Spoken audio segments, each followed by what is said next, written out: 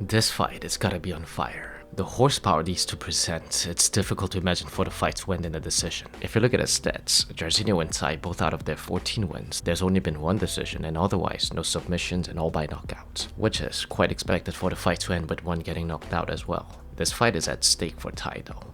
So when he joined UFC back in 2017, he had 3 straight knockouts, then 3 losses, a wild comeback of 5 straight wins, but 4 straight losses recently. I wouldn't say he's on the verge of release from the company just because he's a heavyweight, Australian, a fun personality and never failing to deliver exciting fights even in losses. But he really needs to catch up though. If I remember correctly, he joined training in AKA just before the lockdown, and many thought we'll start seeing him grapple more, especially having DC and Velasquez as training partners. Well, we see him has gotten better in clinch fights, landing good elbows or fighting underhooks, but opposed to high expectations, he stayed pretty much flattened out against Volkov and Tybura, and started swinging wild against Gane instead, when he was wobbling. So let's say he's become somewhat a slight delusional version of Prime Velasquez. When it comes to this fight though, there shouldn't be so much of concern unless one of them chooses to surprise the fans by shooting takedowns. Jairzinho is a seasoned kickboxer. Though his resume is still very impressive, I wouldn't say he's once upon a time one of the world best. If you compare the level of competition that Adesanya or Pereira went through,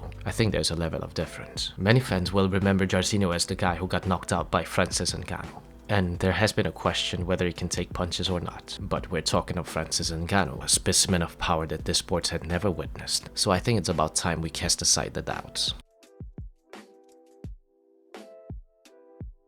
In the case of Jairzinho, his lead hand is made out of something else. Junior Albini, Crowder, Andrei Arlovski and Chris Daukaus, whenever he touched with his left, it seemed as if he was taking their souls away. So I would say definitely he's one of the hardest hitters in the current heavyweight. Stylistically speaking, the fight favors Jairzinho. Tai's hands are definitely fast, which meaning against another brawler, there's a higher chance of him shining in the pocket while exchanging, unless against the fighters with higher explosive hands such as Pavlovich. So I can imagine if these two decide to station their feet on the canvas and exchange in a wild fashion, Tai's hook combinations are more likely to land first. But that's a big if though, cause I don't think Jairzinho would sit in the pocket. If you look at his last fight against Shamil, so pretty much throughout the fight you can see him fighting off the range. It might have been the concern of Shamil taking him down, but this is not the first time seeing him rather wanting to take the fight in an elusive kickboxing match. And he did find success, I would say, mostly with his lead hand. That eventually got Shamil quitting. Can Tuivasa weather the storm?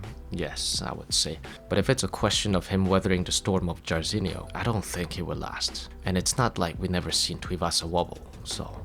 If you compare the speed factor of these two, Tuivasa's hands are definitely faster. But he is really not a multifaceted fighter, whose combinations are heavily lopsided towards throwing hooks and swinging a wild overhand. So I would say definitely Jairzinho is by far a more precise and technical fighter compared to Tuivasa. Tuivasa tends to switch stances, digging in like classic Mike Tyson style because he's usually a shorter heavyweight. In the case of this fight, it's really less likely considering there's not much of a height difference. So if you look at Tui's fights, when he's not finding success in closing the distance, he tends to throw a massive overhand, then switching to swing his left. This is how he got Cyril Gane and Greg Hardy down. So I would say against Tuivasa, when he's lunging in with his overhand, you gotta pull all the way back, because if not, Tai will find an angle. I think the problem with Tuivasa is him always having to overcommit, which leaves him a huge opening as well for himself. So if Tai is overcommitting, timing the overhead, docking down, circling out would be a classic again strategy for Tuivasa. Jairzinho is a typical Dutch kickboxer,